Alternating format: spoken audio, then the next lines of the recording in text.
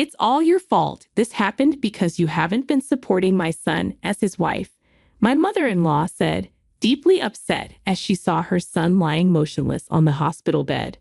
Her words shocked me, and I felt a strong sense of guilt. My husband, Ethan, had recently started working as a freelancer, but his business wasn't doing well. Then he had a traffic accident and fell into a coma. As time went on without him waking up, a doctor called me into a separate room. He looked worried, as if he had something serious to say. I feared the worst about Ethan's condition. The doctor handed me a phone number and whispered, "Please call this number immediately." Then he told me something even more shocking in a desperate voice. He trembled uncontrollably and rushed out of the room. "My name is Emily. I'm 42 years old, and I work as a freelance interior designer. I've been married to Ethan, who is the same age as me, for 2 years. He works for a housing manufacturer, and we met through a project we worked on together. When we first met, he seemed serious and a bit shy, but he actively engaged in conversation, which helped us grow close. We used to go out for meals with colleagues, and one day he asked me, 'Will you date me?' From that day, our relationship changed. We got married after a long period of dating. People often thought we had been married for a long time due to our age, so they were surprised to learn we were only in our second year of marriage. With marriage, the topic of children came up. We'd occasionally get asked if we have children, but neither Ethan nor I have the time due to our busy jobs. As a freelancer, I don't have set days off, and while Ethan generally has weekends off, we haven't been able to go out together recently. Just seeing each other at dinner and talking about our day makes me happy. We're both content without having children." However, my mother-in-law seemed displeased.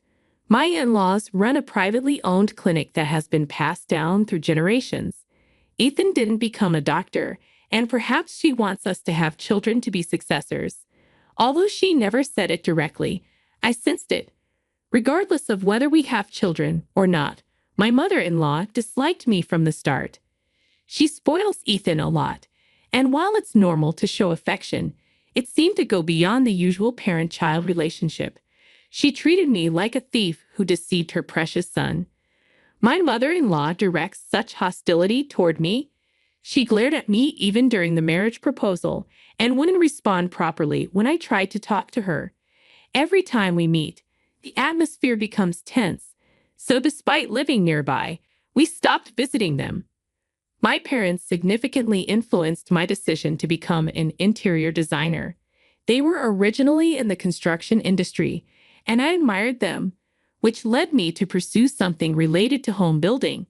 After graduating from university, I worked for an interior design company, but I became a freelancer around the age of 30 and have been one ever since. The project that brought Ethan and me together was one I worked on shortly after becoming a freelancer. We got married at the age of 40, and at the same time, he quit his job at the housing manufacturer where he had been working. He then started his own business as an interior coordinator.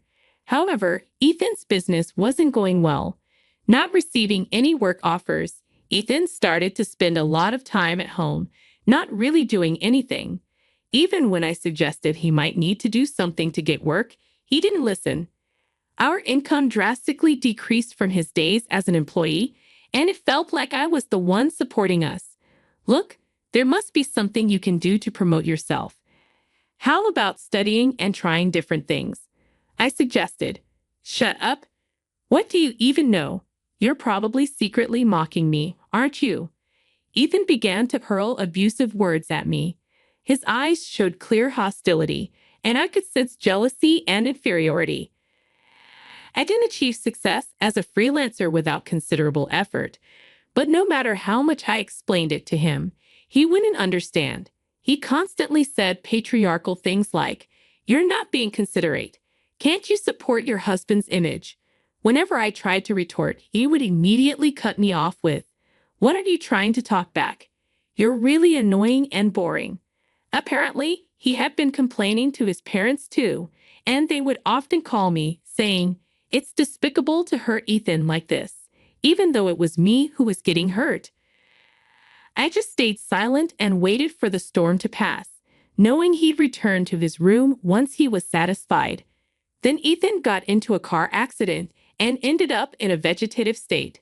His mother became extremely agitated, blaming me, saying, "It's your fault this all happened because you haven't supported him as his wife." Even though I knew her accusation was unfounded, her words pierced deep into my heart. I recognized the familiar look in her eyes, the same as Ethan's when he would glare at me. Despite visiting him every day, his condition remained unchanged. "Doctor, will my son always remain like this? When will he wake up?" she would ask, pressing the doctor for answers only to be disappointed with their response. Out of frustration, she eventually decided to take him back to their home. "We'll take care of Ethan ourselves. You only have to put in the money and handle the household chores too." Since Ethan's accident, his mother has constantly blamed me, saying it's all my fault. Gradually, her accusations and the tension between us have only grown worse. I started blaming myself more for not being there for him, so just as his family wanted, I decided to devote myself to Ethan and his family. For the next year, I lived a life shuttling between our home and his family's home, focusing on work and household chores. During that time, Ethan never once opened his eyes. Maybe it's because of me that he won't wake up. Feeling deeply discouraged, I would often mutter that while staring at his face during visits to his family's home. Then one day, Ethan's father collapsed and had to be hospitalized. Fortunately, he was expected to be discharged after a few days. "Oh, thank goodness," his mother said, visibly relieved.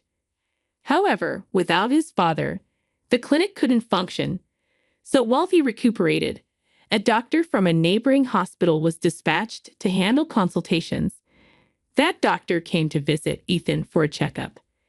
As his wife, I stood by trying not to intrude, observing from a corner of the room.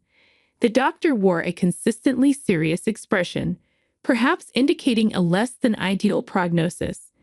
Unconsciously, I clasped my hands together, silently praying, my palms damp with sweat. When the examination finally ended, the doctor looked me straight in the eye and called me into another room. I wondered if there was something he couldn't say in front of Ethan's mother. I stiffened, thinking his condition had worsened, but the whispered words in my ear were not what I had expected. "Please contact this number right now," the doctor said, pressing a note into my hand. Frowning, I asked what he meant. The doctor then, in a tense voice, conveyed something even more astonishing. Upon hearing it, my body involuntarily trembled. Goosebumps rose all over, and despite the room not being particularly cold, a shiver ran up my spine. With that, I dashed out of my in-laws' house. A few hours later, my mother-in-law called again. She must have realized I was not there. There had been several missed calls before that I had ignored. Truth be told, I didn't want to talk, but every time I decided to ignore the calls, they'd come again seconds later. The relentless sound filled the room, feeling like I was losing my mind. Reluctantly, I answered, feeling somewhat prepared. I took a deep breath. "Emily, where on earth have you gone? The housework isn't even done." My mother-in-law's shrill voice came through the speaker of my phone. The piercing tone was so loud that I immediately pulled the phone away from my ear, unpleasantly reverberating in my head. "Come back immediately. This is unacceptable." "No, I won't come back. Not today. Not ever. And I won't be contributing any money either." "Huh? What are you talking about?" I took a deep breath and said firmly, almost as a final blow, "I'm divorcing Ethan." How long had it been? I wondered. She fell silent. It was only a matter of seconds, but it felt unnaturally long. Perhaps my uncharacteristic assertiveness was hard for her to believe. It seemed she finally grasped the meaning of my words after slowly digesting them. Leaving my child in a state like that. Do you have no heart? What kind of cruel wife are you? Nothing she said could hurt me anymore because questioning my heart was now my prerogative.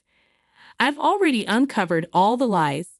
You're not fooling anybody here, Mother. Ethan isn't really in a vegetative state, is he? The person beside me on the call said calmly. My mother-in-law sounded taken aback, a sharp intake of breath audible. It was Ethan's elder brother who made that observation. Why are you with Emily? Her voice remained shrill, but the emotions behind it seemed to shift from anger to a mix of surprise and panic. Ignoring her question, Ethan's brother sighed exasperately before starting to explain. As it turned out, the doctor sent to Ethan's family was a colleague of Ethan's brother. Ethan was initially taken to the hospital where his brother worked. His brother, upon hearing the news, found it suspicious from the start. The idea that Ethan had fallen into a vegetative state, given the circumstances of the accident, felt off. However, since Ethan's brother wasn't his attending physician and had been estranged from the family, he didn't feel comfortable questioning them directly. Consequently, he couldn't get a clear picture of the situation. It became apparent that my mother-in-law had taken Ethan home from the hospital to prevent the truth from coming out. However, after my father-in-law's recent collapse, other doctors became involved at the family's home, leading to the exposure of the lies. Ethan was not in a vegetative state. A doctor, a colleague of Ethan's brother, handed me a note while revealing this.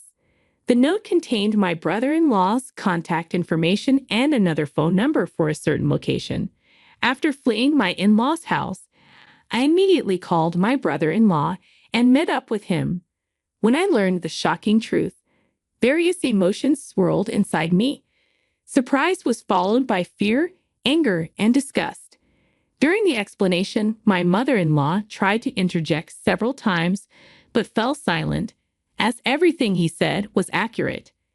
Adding insult to injury, my brother-in-law said, "The reason you were having Emily put money in is because your hospital is struggling financially, isn't it? By your hospital." He meant the clinic my in-laws were running. A gulp was heard at those words, likely from my mother-in-law, though it seemed to come from somewhere behind her. "Ethan, I know you're listening over there," he said. We didn't miss the faint voice that slipped out. Just like I was on the phone with my brother-in-law, Ethan seemed to be watching my mother-in-law's reaction on his end. It was indeed a lie that he was in a vegetative state. Along with disappointment, there was a sensation as if the remaining affection for him inside me was swiftly disappearing. With my mother-in-law now silent and Ethan muttering, I can explain," repeatedly to evade telling the truth, I hung up the phone. Several days later, I visited my in-laws' house with some people, despite declaring over the phone that I wouldn't come back. I sighed at finding myself there again, but it couldn't be helped. There were things that needed to be done. Besides, I wasn't alone, so I could confidently step into the house. I reflected on what my brother-in-law's colleague had whispered to me a few days ago. The contact information I was given included not only my brother-in-law's, but also the police's. Before taking my mother-in-law's call, I had immediately filed a police report. At the front door, I saw familiar sandals and sneakers likely belonging to my in-laws, but among them was a distinctly different pair of women's heels. Of course, they weren't mine. After a glance, I took off my shoes and headed straight to Ethan's room, or rather, where he was supposed to be sleeping. Well, pretending to be asleep would be more accurate. There, my mother-in-law, freshly discharged father-in-law, and a young woman who appeared to be a nurse were surrounding Ethan's bed. My mother-in-law and that woman were each holding one of Ethan's hands. I knew the truth. That woman was actually Ethan's affair partner, Sarah, a 29-year-old a decade younger than us. The investigation was complete. She must have been meeting Ethan when I wasn't around in my in-laws' home. I guess my in-laws were in on it too. I felt like laughing at the sight of Ethan breathing regularly in his sleep, but held back. It didn't matter anymore since the lie had been exposed when I made that call. He should be fully conscious and able to hear and understand what's being said. I took out the divorce papers and held them out for everyone to see. Ethan, let's get divorced, I said. At that moment, his eyes snapped open. He must have been listening all along. He quickly sat up, abruptly crawling out of bed and clinging to my feet. No, I don't want to break up, he pleaded. I couldn't help but let out a mocking laugh as I watched him beg. It was almost amusing to see his affair partner watching with despair on her face. From Sarah's devastated expression, it was clear Ethan had been whispering sweet nothings to her, telling her she was the most important person in his life. It was incredibly selfish for him to now claim he didn't want a divorce after all that had happened. How irresponsible of you, I said. Exactly fulfill your duties as a wife. Don't be cheeky, my in-laws yelled, trying to intimidate me into obedience. But their efforts were futile. I had no intention of dealing with them ever again. Enough fooling around, my brother-in-law rebuked them in a low voice.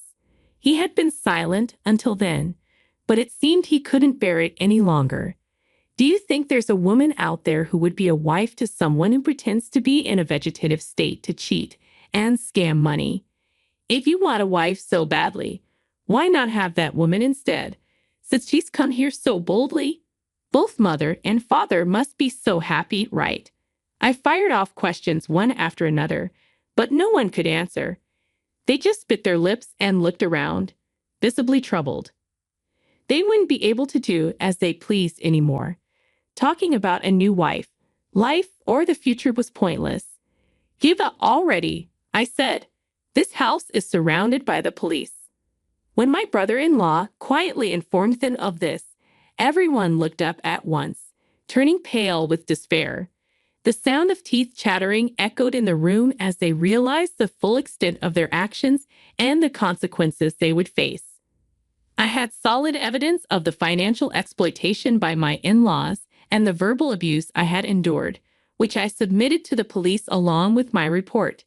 Ethan's mother and the others hurled verbal abuse at me, claiming it was all my fault and a scam to get money.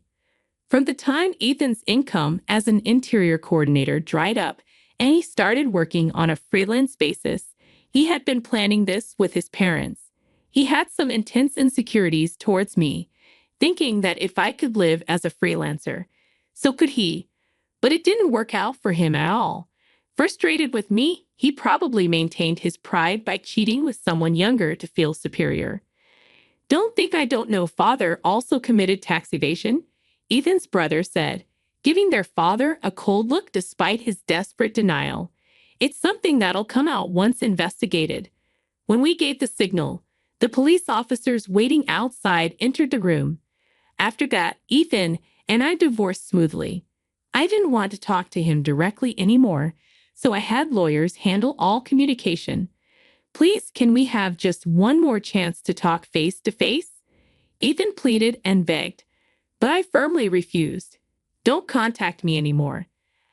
I've left everything to the lawyers. With that, I deleted all of his contact information and made sure to block him from contacting me. The investigation into Ethan's father's hospital revealed massive tax evasion. Unable to pay the fine, the hospital closed down. Rumors spread among the neighbors. Hey, you know that hospital over there? Turns out they were evading taxes. Can you believe it? The director seemed like such an upright person, but who could have thought their true nature was like that? With no money to move out, Ethan and my father-in-law ended up living with my mother-in-law, hiding from the public eye. But I made sure to get back every penny they scammed from me. I ruthlessly took compensation and all the money I had given to my in-laws. I also made sure to get compensation from Sarah, the woman Ethan had cheated with. I don't know what happened to her afterward, but I heard she's working hard to repay the money she borrowed from her parents. Ethan and his parents ended up drowning in a mountain of debt. Since Ethan's parents were too old to find new jobs, Ethan seemed to be working hard to support both of them while struggling to make ends meet. He worked multiple part-time jobs, giving up on being an interior coordinator. On the other hand, I decided to return to my parents' home. Despite knowing the situation, my parents warmly welcomed me without prying, and their kindness deeply touched me. I decided to help out with my parents' business at home while continuing my career as an interior designer.